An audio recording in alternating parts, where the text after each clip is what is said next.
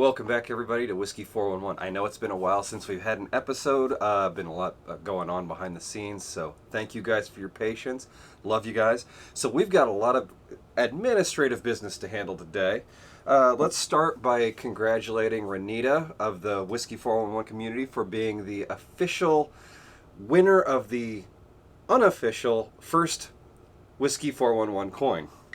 So she'll be receiving that and a certificate, voted on by the members of the community as someone who just embodies the spirit of the Classy Trash Pandas. So congratulations to you.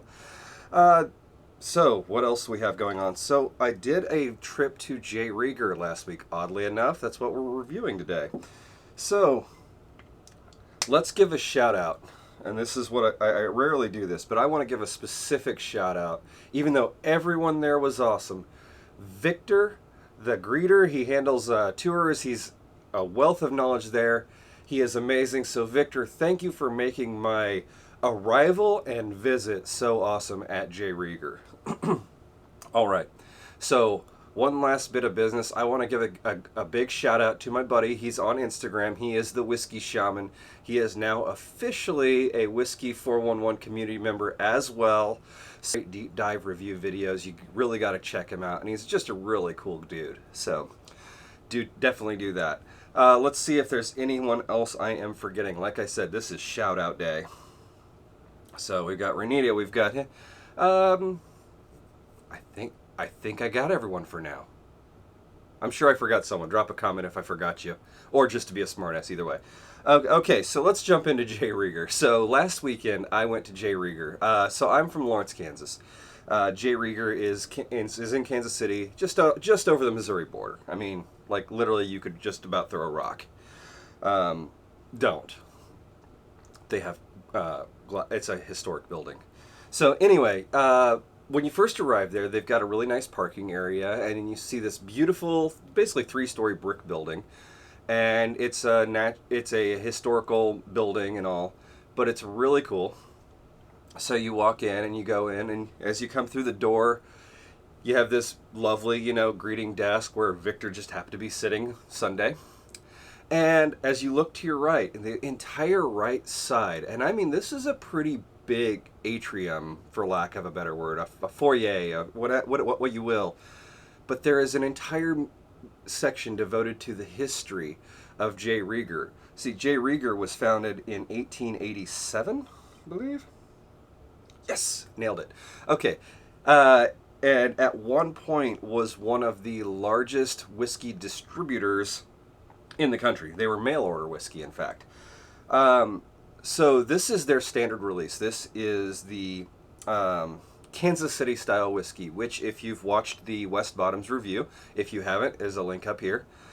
West Bottoms and, Kansas City whiskey is effectively, generally a bourbon style whiskey that is then has 2% sherry added to rectify it, and that is a throwback to the pre-prohibition and bottled in bond era.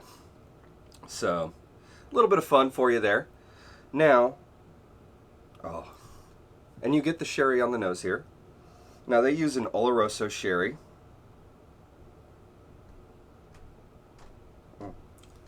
So let's jump into what this is real quick. I'm just going to read right off the back here. So, this is a blend of straight bourbon, straight rye, and light corn whiskeys with a trace amount, meaning roughly 2% or less, of dry sack 15-year-old Oloroso sherry. So quite a bit going on. All right, and if you're getting into it, you do get this nice little caramel note right off the nose. First thing is sherry and caramel, which I really like that combination, if I'm being honest. But then there's just this hint of rye. I would call it just the barest of dill note. I mean, it's you may not even notice it as dill, but it's definitely herbal, which is a bit unusual in a finished whiskey in something like this. It's not something I would normally expect to find. You get a little bit of the corn in there. That nice, sweet but musty kind of smell that I tend to associate with corn. Man, there's a lot going on in this nose for what it is. Now, look, guys, I know that I am always saying I love this whiskey, I love this whiskey, but look, let's be honest. That's what I do here. Is I have rarely found a whiskey that I'm just like that is garbage and I will not drink it. Uh, and that I find that to be true in general. But I gotta say that for a finished whiskey, for a Kansas City style whiskey, which is a developing thing, if you will, um, I like it, and I like that in Kansas City whiskeys they are being transparent about it. They're like, hey, look, we add like 2% sherry. That's our style. That's what we do. That's what we call it. Cool. I respect it.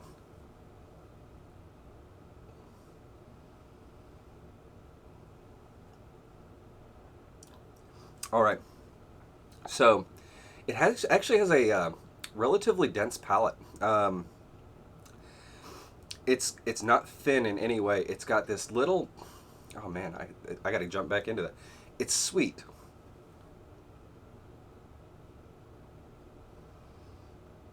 Mm. Yeah, it's got this sweetness um, that then kind of carries through. The heat actually doesn't hit you at first. The alcohol heat.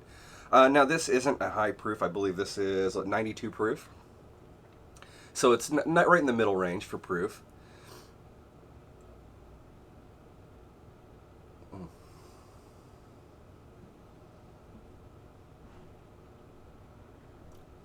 Okay, yeah. So you get this nice, lovely sweetness that I think is from the sherry influence. It's hard to tell, but then I sort of moves into the corn vibe. What I associate with corn, which is also kind of a sweeter, earthier style, like an earthier sweetness. I don't know if that makes any sense to you. Um, and then it moves into, and you get a little bit of the rye spice as it finishes, and with just a little bit of the alcohol burn on the end. I mean, not overly noticeable, but it's there. Hmm. Opens up the nose a bit. It's a lot of fun. I could spend a lot of time with this whiskey. And here's the thing: is this is available in a lot of places in the country now. I've seen, but especially in the Kansas and Missouri areas, Kansas City especially. Um, so, like I said, they've been around for a long time. They actually reopened in 2014, uh, but they still maintain a lot of the history, a lot of the value, and a lot of the styles that were used traditionally with J. Rieger. So, if you have a chance, definitely go up to Kansas City and check out the J. Rieger Distillery. First of all, everyone there is really welcoming, really awesome, but also there's all kinds of history. I mean, literally, they have like a museum on half of it, and a lovely tasting area with a separate outdoor patio with a food truck. And this is really cool. So a bottle at J. Rieger will cost you about 35 bucks, and if you want to fill your own, also 35 bucks. So really cool, really affordable. Great way to support a company that a distillery where the people are all truly welcoming and have really great this whole customer service vibe. They are nailing it. So